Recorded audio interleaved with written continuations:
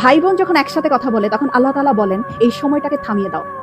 আমি খুব অবাক হয়েছিলাম এই হাদিসটা শুনে। আচ্ছা, ভাই বোন কথা বললে ফেরেশতাদেরকে আল্লাহ কেন সময় থামিয়ে দেওয়ার কথা বলল? পরে যখন ডিটেইল জানলাম তখন খুব কষ্ট লাগলো। ডিটেইলটা ঠিক এরকম ছিল। ভাই বোনের সাথে এই পৃথিবীর পরে আর কখনোই দেখা হবে না।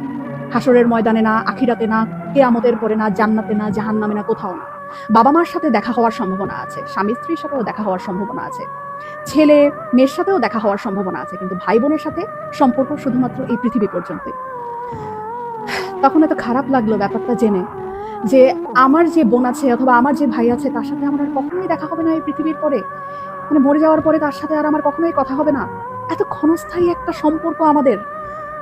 যারা সম্পত্তি নিয়ে ঝামেলা করে ভাই বোনের সাথে কথা বলে না, যারা অনেক ঝগড়া বিবাদের কারণে ভাই বোনদের সাথে কথা বলা বন্ধ করে দেয়, তারা না করেন না এই ব্যাপারটা। সময়টা না খুব কম আমাদের, খুব কম। এত কম সময় নিয়ে আমরা পৃথিবীতে এসেছি এবং এই কম সময়ের মধ্যে আমরা আবার কলুষতা, আমরা আবার ঝগড়া বিবাদ এইরকম করে আমাদের এত কাছের এত আপন একটা মানুষ, একই পেটের মায়ের পেটের বোন, মায়ের পেটের ভাইয়ের সাথে কথা বলা বন্ধ করে দিলাম। এই মানুষগুলোর সাথে তো আমাদের আর পৃথিবীর পরে দেখাও হবে না, কথা হবে না। কি দরকার মনে এত কষ্ট রেখে? ভুলে যাই না সব, ভুলে যাই। অল্প একটু সময়ের ব্যবধান, তারপরে সব নাই, শেষ।